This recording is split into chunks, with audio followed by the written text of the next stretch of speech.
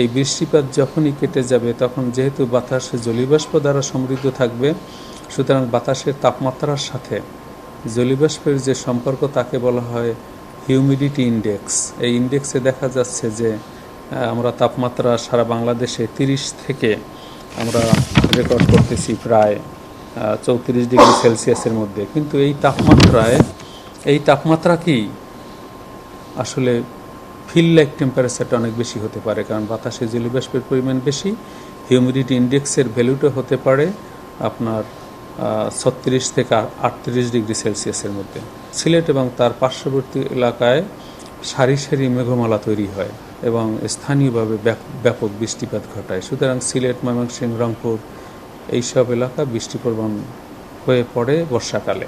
Second priority এলাকা হলো চট্টগ্রাম, কারণ চট্টগ্রামে দুই ধরনের বৃষ্টিপাত হয়: মৌসুমী বায়ুর সক্রিয়তা এবং শৈলক্ষেপ বৃষ্টিপাত, অর্থাৎ পাহাড়ে বাধাপ্রাপ্ত হয়ে চট্টগ্রামে বৃষ্টিপাত ঘটে। বর্তমান আমাদের গাণিতিক মডেলের পূর্বাভাস, আমাদের পর্যবেক্ষণ ব্যবস্থা এবং আরও বিভিন্ন ধরনের আমরা যে পর্যবেক্ষণ গ্রহণ করি, সব কিছুর সম্মিলিত বিষয়কে নিয়ে যদি আমরা কথা বলি, দেখা যাচ্ছে যে আজকে থেকে বৃষ্টিপাতের তীব্রতা বহুলাংশে কমে যাবে। তবে সিলেটে আগামী 10 দিন পর্যন্ত রেগুলার বৃষ্টিপাত হবে, যে সিলেট সবচেয়ে বৃষ্টিপ্রবণ এলাকা, কারণ তার উত্তরে পাহাড়, জৈন্তিয়া হিল, খাসি হিল, মেঘালয়, উত্তরপ্রদেশ, নাগাল্যান্ড, মিজোরাম, অরুণাচল, এইসব পাহাড়। এর উচ্চতা, গড় উচ্চতা প্রায় 2 থেকে 4 কিলোমিটারের মধ্যে ওঠানামা করে। পূর্ব দিকেও পাহাড়, উত্তর দিকেও পাহাড়। সুতরাং দক্ষিণ পশ্চিম দিক থেকে যে জলীয়বাষ্প সমৃদ্ধ বাতাস বাংলাদেশে বঙ্গোপসাগর থেকে প্রবেশ করে, তাই পাহাড়ে বাধাপ্রাপ্ত হয়ে তার ঊর্ধ্বগমন ঘটে এবং সিলেট এবং তার পার্শ্ববর্তী এলাকায় সারি সারি মেঘমালা তৈরি হয় এবং স্থানীয়ভাবে ব্যাপক বৃষ্টিপাত ঘটায়। সুতরাং সিলেট, ময়মনসিংহ, রংপুর এইসব এলাকা বৃষ্টিপ্রবণ হয়ে পড়ে বর্ষাকালে। সেকেন্ড প্রায়োরিটি এলাকা হলো চট্টগ্রাম, কারণ চট্টগ্রামে দুই ধরনের বৃষ্টিপাত হয়: মৌসুমী বায়ুর সক্রিয়তা এবং শৈলক্ষেপ বৃষ্টিপাত, অর্থাৎ পাহাড়ে বাধাপ্রাপ্ত হয়ে চট্টগ্রামে বৃষ্টিপাত ঘটে।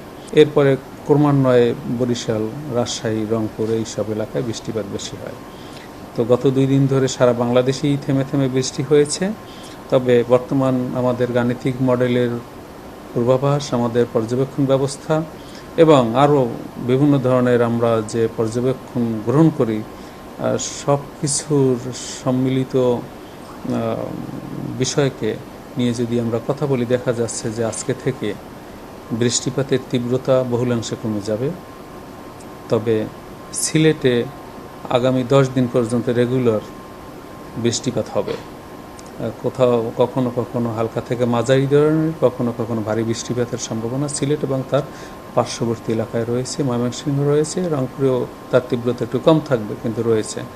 এরপরেই চট্টগ্রামে এই বৃষ্টিপাতের একটু তীব্রতা থাকবে, কিন্তু ঢাকা, রাজশাহী, খুলনা, বরিশাল এইসব এলাকায় বৃষ্টিপাতের তীব্রতা কম থাকবে। বর্ষাকালের ঝিরিঝিরি বৃষ্টি বা হালকা বৃষ্টিপাতের সম্ভাবনা রয়েছে। এগুলো মোটামুটি বৃষ্টিপাতজনিত বিষয়। কিন্তু একটা বিষয় আমাদের লক্ষ্য রাখতে হবে যে এই বৃষ্টিপাত যখনই কেটে যাবে তখন যেহেতু বাতাস জলীয়বাষ্প দ্বারা সমৃদ্ধ থাকবে, সুতরাং বাতাসের তাপমাত্রার সাথে জলীয়বাষ্পের যে সম্পর্ক তাকে বলা হয় হিউমিডিটি ইন্ডেক্স। এই ইন্ডেক্সে দেখা যাচ্ছে যে আমরা তাপমাত্রা সারা বাংলাদেশে 30 থেকে আমরা রেকর্ড করতেছি প্রায় 34 ডিগ্রি সেলসিয়াসের মধ্যে। কিন্তু এই তাপমাত্রা কি আসলে ফিল লাইক টেম্পারেচারটা অনেক বেশি হতে পারে, কারণ বাতাসে জলীয়বাষ্পের পরিমাণ বেশি। হিউমিডিটি ইন্ডেক্সের ভ্যালুটা হতে পারে আপনার 36 থেকে 38 ডিগ্রি সেলসিয়াসের মধ্যে। সুতরাং যদিও তাপমাত্রা স্টেশন ভেদে বাংলাদেশে 30 থেকে 34 ডিগ্রি সেলসিয়াসের মধ্যে ওঠানামা করছে, কিন্তু আমাদের বায়ুর আর্দ্রতার সাথে বাতাসের তাপমাত্রার সম্পর্কিত যে নিয়ামক, তাতে তা প্রায় 36 থেকে 38 ডিগ্রি সেলসিয়াসের মধ্যে এই তাপমাত্রা অনুভূত হতে পারে। সুতরাং আজকে থেকে গরমের অনুভূতির তীব্রতা একটু বাড়বে, অস্বস্তিবোধ বাড়বে, সোয়েটিং সিস্টেম বাধাগ্রস্ত হবে, এই বিষয়গুলো হবে। বৃষ্টিপাতের তীব্রতা কমে যাবে। আগামী 19 তারিখের পরে বিশেষ করে Northern part of the country and southern part of the কান্ট্রিতে বৃষ্টিপাতের তীব্রতা আবার নতুন করে বৃদ্ধি পাওয়ার সম্ভাবনা রয়েছে।